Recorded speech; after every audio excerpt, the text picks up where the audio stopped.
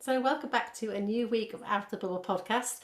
This week I am going solo. It's my 52nd birthday on Friday and I just thought it would be a great chance to catch up with everybody and fill you in on how my midlife journey is going and to kind of review the last 3 years of doing the podcast with over 103 episodes to go at. So it's just a bit of a check-in really, and to say hello to everybody, because obviously every week I have so much pleasure from interviewing everybody else, and I thought it would be nice to catch up and share what's going on in my life too. So pleased with the 103 interviews that I've done so far. Every single woman has had a different story to tell, and I'm incredibly proud to have had the pleasure of being able to share these stories and hopefully offer some inspiration to you all. It's now in the top 2.5% of the global podcasts for society and culture personal stories, which is amazing when you think of how many podcasts are out there. And it's something that I've become really passionate about. I started the podcast back in 2018 because after starting my own career as a model later in life at 46, I was suddenly on social media for the first time on Instagram, finding so many other women like me that were in their 40s that were really reinventing themselves, starting new careers, new hobbies that were taking them on very different direction, and really embracing this next chapter. And it gave me so much inspiration and motivation. And I think the motivation was the key, because let's face it, not every day is an amazing day. We don't wake up feeling 100% about our lives every single day of the week. Some days we have wobbles, some days we have insecurities, some days we have days full of self-doubt. And I know I've had plenty of those along the way, and it's something that will always be work in progress. But what I found is the women that I share on the podcast, hearing their stories, hearing their motivation, hearing their journeys, gives me a massive boost of confidence, and it makes me think that anything is possible, and it reminds me that our age doesn't have to be a barrier to achieving all our goals. So huge thank you to all the women that come on here and are so honest and share their stories with me, because it feels like a real privilege. So I started these in 2018. As I've said, 103 women, can't believe it. And what have I learned along the way from these women? I would say, firstly, I have learned that, I have been reminded, should I say, that women are bloody amazing. Really, we are so amazing. There are so many talented women that are living their lives to the full and really embracing every moment of it and thriving later in life. And we're not very good at blowing our own trumpets. Somehow we find it more uncomfortable, I think, than men perhaps do, especially in the workplace. And there are so many talented women out there that don't, shine a light on themselves. So hopefully this podcast allows a little bit of that. I run a free Step Out of the Bubble Facebook group and I absolutely love it. We've got nearly 200 women in there now. And every Sunday we do On Sunday We Celebrate post, where I encourage all the women in the group to share their wins of the week, whether, no matter how small they might think it is, but whatever a win means to them. Because I think it's really important that we kind of appreciate how far we've come, and we are constantly striving to move forward and push ourselves, but we often forget to see how far we've come and to appreciate where we're at now. And celebrating on a Sunday our wins is a great opportunity to remind ourselves of how fantastic we are and the amazing things that we're doing. And that might just be that you've survived a really hectic family week of lots of different toing and froing. It might mean that you have got through a really tough week looking after older parents and you have come out of it and managed to find half an hour a day for yourself. Every single win counts, but I think it's something that we really need to move forward and celebrate a lot more of. So that's what we do in the Facebook group, which is, I love it. It's one of my favourite days of the week in the group, because everybody joins in and champions each other, gives each other a clap, and I love it. And hopefully that gives other people inspiration too. So what else have I learned? That stepping out of your comfort zone can be really, really scary, and the fear can hold us back. And I know that that's the case for me. I spent my 20s and my 30s allowing the fear of kind of being seen and not feeling good enough to hold me back from life. And when I did find the confidence in my 40s, it just opened the door to so many new opportunities, because I was able to push past the fear, know that nothing bad was going to happen, and that fear of failure became less and less. The more you do, the easier it becomes, and then you do not know where those opportunities are going to lead to. I would never have imagined that I would be modelling lingerie at 52 when I was so insecure about my body in my 20s and 30s. And saying yes to new opportunities can take you down a whole different direction. And I love the fact that I'm now modelling, and I'm currently in the Bravissimo shop windows in my bra and knickers, which I absolutely love. But recently went to London with some friends, and we got a quick selfie outside the front of the shop, and I'm really proud of that. I'm really proud of the journey that I've been on and where I've got to. But if you'd have asked me if I'd been doing this in my 20s, I would have run a mile and said no thank you. So I think pushing past the fear of doing things is really important to get to that next stage, and being more open-minded about things. And so many women in the podcast have definitely faced their fears, pushed past it, and look where it's led to.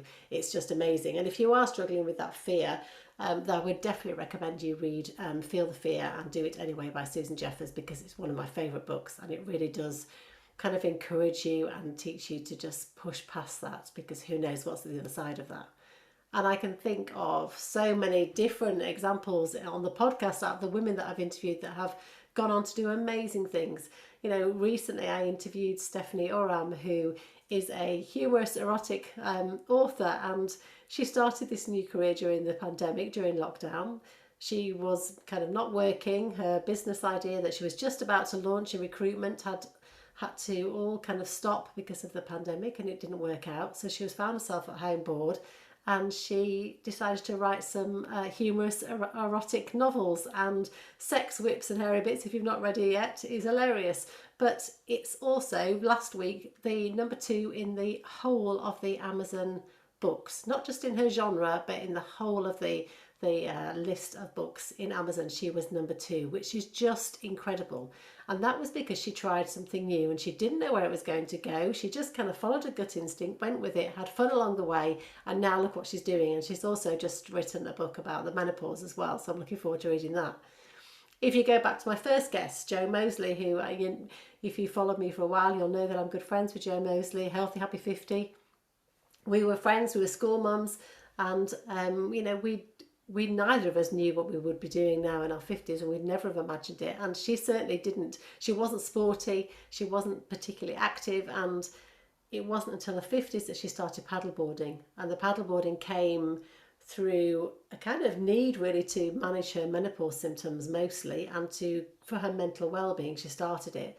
And she has now gone on to do some amazing adventures, paddleboarding the north. She's the first woman to do that, and she's also just had a book published, stand-up paddleboarding in Great Britain, which is out now. And seeing her fly and the work she's doing now, she has completely fulfilled her dreams and beyond, and has got another exciting.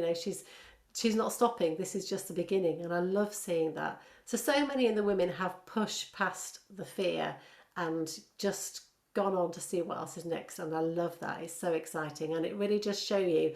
The third thing I would say that I've noticed the most about the podcast guests is about mindset. It's about how we approach things, and I think you can do a lot of work on that in meditation and taking time out and following your intuition. And I do think that kind of caring less about what other people think is one of the blessings of, as you get older. I certainly care less now. Now I'm in my 50s than I certainly did in my 40s. And then, I'm hoping that will continue to grow. That fear of other people's judgment does get less. And I think once you can get to that stage, that really helps with your mindset, because you don't allow other people's judgment to hold you back. So that's kind of how I've been feeling about the podcast, and how really I am being inspired by these women, and I hope that encourages you too. So yeah, I'm 52 on Friday, and it's interesting because when I turned 40, I had obviously had this big life change. I had just recently got divorced, and I was learning to discover who I was really, and it was, who am I? What do I like? And what do I like to eat? What do I like to do? What do I like to listen to? It was a whole kind of 10 years really of discovering that. Where do I want to travel to? And there was huge amount of growth in those 10 years, and along the way obviously a new career started, and I've had an amazing decade. And then I got to my 50s, and now it feels like it's a whole new chapter again. So I'm 52, and I am feeling like I do care a lot less than even in my 40s about what other people think. But also, I suppose my priorities are changing as well. I've still got the ambition and drive, but I want to take even more time out for myself, for my own mental well-being.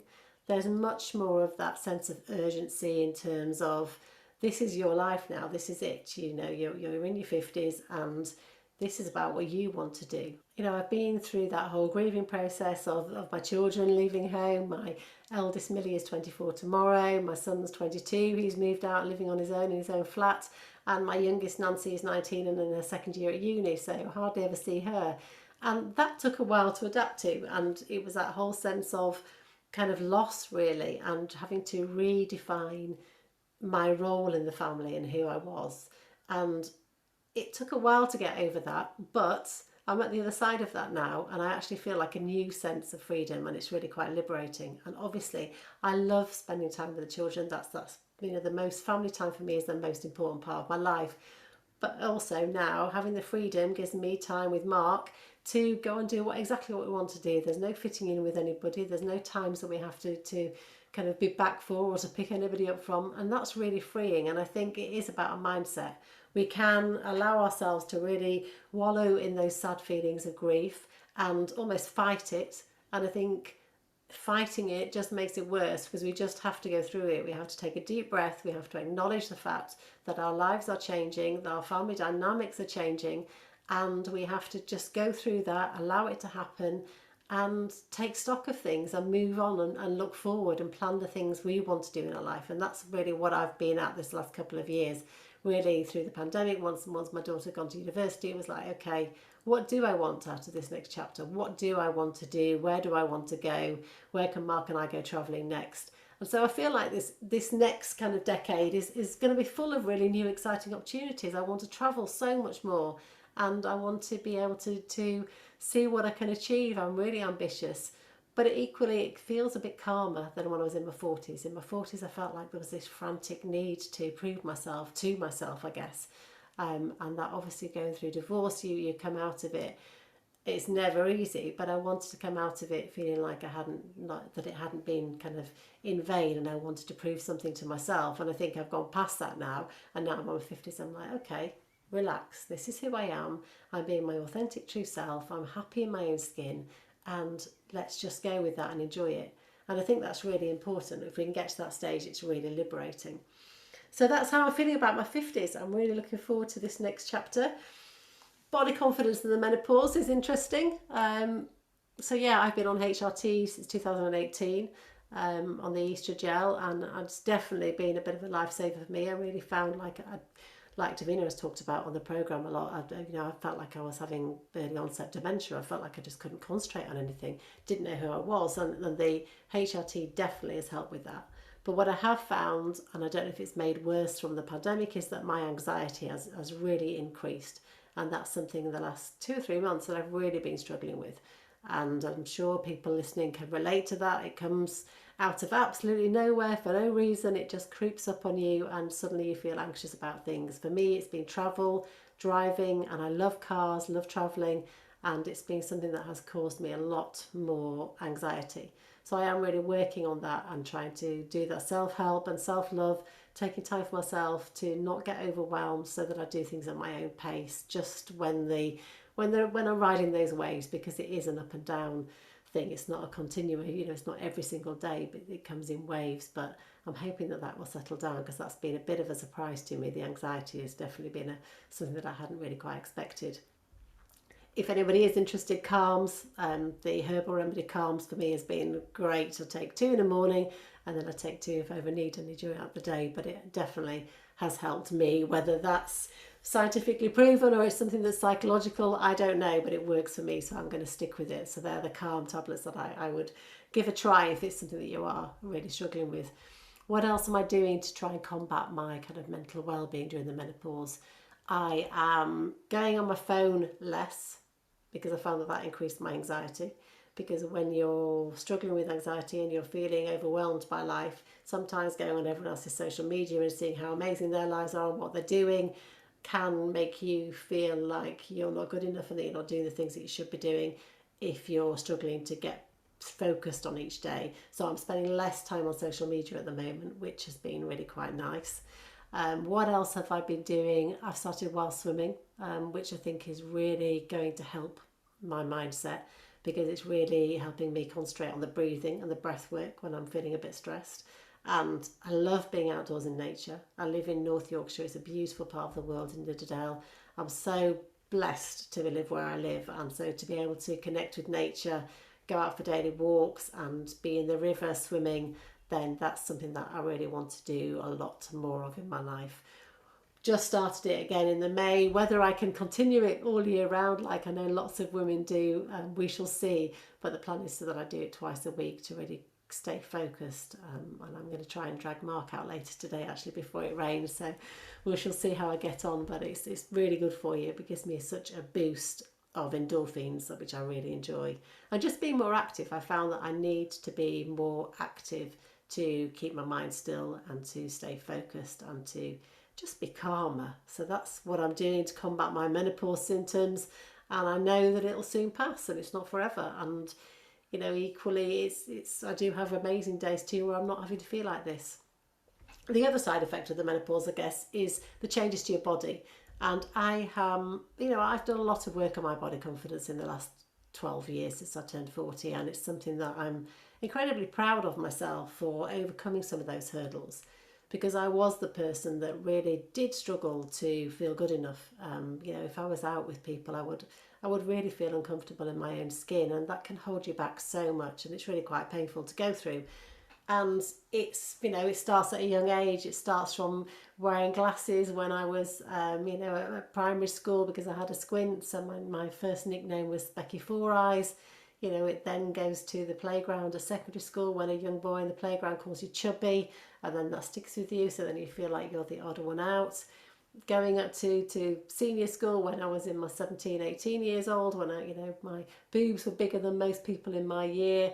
By then I was probably already a 34 double D, so I was hugely self-conscious, lots of inappropriate comments, lots of testosterone going on at school. Men thought it was okay to kind of make definite kind of jokes and comments about my figure and my shape, and that leads you all to piling on all that baggage that we get. And then it continues as family members judge you. I've had lots of unusual comments from family members about my weight, and that's been like a topic of conversation, whether I'd lost weight or not. And then when I did lose weight, that I would say there's been twice in my life when I've been what I would call slim, which is probably a UK size 10, 12. And they were both times when I was incredibly unhealthy. The first time when I was 18 and I really struggled and started making myself sick. I did get help from the doctor, luckily, and I managed to get over that. And then the second time I lost lots of weight when I got divorced. I lost about 2 stone in about a month and a half, really dramatic weight loss. And the interesting thing was that I got so much praise about how amazing I looked and how fantastic it was that I'd lost weight, and don't you look fantastic, well done you. And actually the realistic, that what was really going on was that I was incredibly unhappy. I was going through a really traumatic stage in my life, very dramatic, very traumatic. And yet the first thing that people focus on is whether whether they think that you are a better person because you've lost weight, which to me is just ridiculous. And looking back now, makes me really angry that people put those judgments on people, and that's your first impression of somebody. That's just so damaging. So years and years of all these different layers take a long time to let go of. And I think if you really want to get there, you've got to do that inner work and forgive all that and move on, because your worth is not about your dress size. Your worth is not about how much you weigh on the weighing scales. Your worth is not about what you look like. It's about what you're doing with your life and how you feel about your life and the way you interact with the world and what you're doing to offer the world, just as much as anything else, and everything else just falls into insignificance. And I think that's the big lesson that I have learned in my 40s and now my 50s.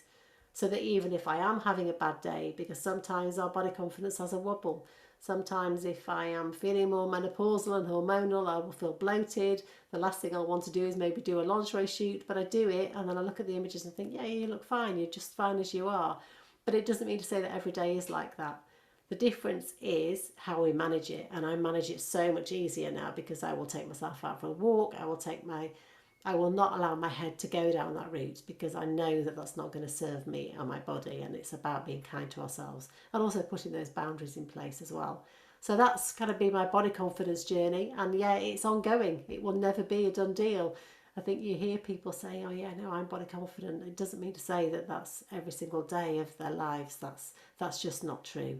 We have to work at that, and we have to put the boundaries in place to make sure it stays like that and keep it topped up, because it's fragile and it's something that we have to really work on. And that's it. That's my journey, my body confidence and the menopause, which has been interesting. What else do I want to do now in my 50s? What's next, I guess? I really want to concentrate on the work that I'm doing to champion women in midlife. I'm starting a new membership, which is coming out in September, which I'm really, really excited about. It's something that I've wanted to do for the last 2 years and has taken me a lot of time to get my head around it, to believe in myself, to work with the right people to teach me the skills to do it. So that's going to be happening in September, which is super exciting. I'll tell you more about that later on. The Facebook group I am loving. This year for me is definitely about connections. I think making real connections with people has really kind of touched me, and the people that I've met through the podcast has been amazing, that have now become friends.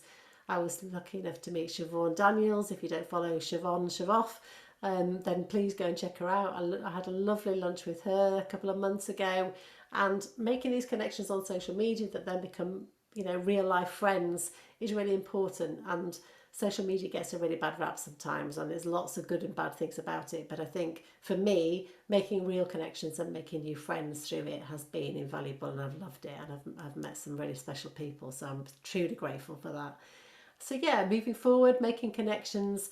The Facebook group, love it. There's just under 200 women there. So if you want to come and join us, go onto Facebook and look up Step Out of the Bubble. You are more than welcome. And it's just a really great space. It's a safe space for women to kind of encourage and inspire and motivate one another to try new things, to step out of their comfort zones, to share the work that they're doing and what they want to do. And you will be surprised at how many people want to make changes in their lives after 40 that are really exciting new adventures. And I always love hearing their stories and how the other women support one another. So you would be more than welcome. I'd love to see you in there.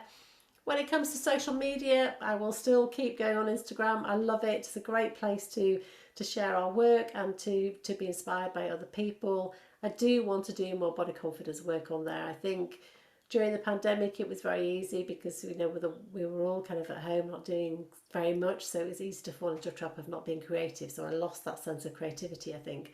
And so I lost my mojo a bit in terms of the creative side. So I'm now back to that, planning lots of exciting shoots, stepping out of my own comfort zones, pushing myself further.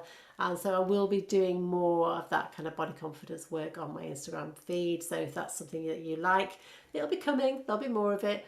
I think, it's okay to lose your mojo and have a few months off and then it comes back.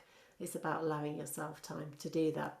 What else is going on? I have got Silver and Sassy with Annie. That's really taking off. We've got our second event this year, which is this week actually. That's come around really quickly, where we will be working with John Lewis this time with our 12 models, and we'll be showcasing how fantastic silver, grey and white haired women can be, and they certainly do not need to feel invisible on the high street, because you can wear really bold and bright and beautiful colours with grey, silver and white hair, and it's about inspiring confidence. So I'm looking forward to that event on Thursday. So we're planning more Silver and Sassy events, which is really, really kind of exciting and something that I hadn't anticipated until Annie had contacted me a couple of years ago. So good to be working on that. And yeah, that's just it really. And if I could pay myself a compliment, which I'm going to ask myself like I ask all my guests, it would be that I am really happy in my own skin, and I am being true to myself, and I'm being my authentic self. And I think that's something that I'm more wary of on social media now. I really follow people that I can see are being authentic, and I think if you're not being, it really doesn't kind of appeal to me, because you can see through people and it's fake. And I think it's important that we are authentic and we show life as it is, and the good and the bad. I recently had a bizarre experience. For the first time it's happened, I was in Nottingham. Bearing in mind I live in North Yorkshire, and I was actually picking up my new car, and a lady in the car park came over to me and introduced herself and said that she followed me on Instagram, and that we got chatting, and she said how much I inspired her, which was really, really lovely. It made my day. But what was really important to me was she came away saying, you are exactly as I see you on Instagram every day. You are exactly as I hoped you would be. And I loved that. You know, I was in tracksuit bottoms and a hoodie. It was raining. It was a bit of a snowy day. I had no makeup on. I had my hair in a ponytail, and that is, you know, that's a reality. And I love the fact that she said that I was the same as she thought I would be from following me. And I think once you get to that stage, then that's really freedom, isn't it? Because you don't have to pretend to be anybody else. And maybe that is something that comes with age as well. We let our guard down. We don't have to keep up a pretense anymore. So I think that being in our 40s and 50s and 60s and 70s is a really amazing time. And I think it's something that we should celebrate and not be scared of. And I think we also should share that with the younger generation so that they're not scared to come up behind us and that they know that there's lots of positive things about it. So thanks for my rambling. Hope you've enjoyed it, and thanks for listening to my rambling.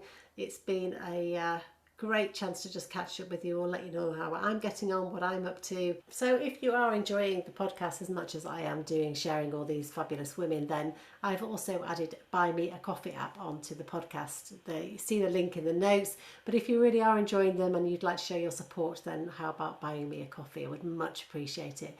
The work I do on the podcast is all for free. It's something that I'm really passionate about, but it takes a lot of time and obviously the editing.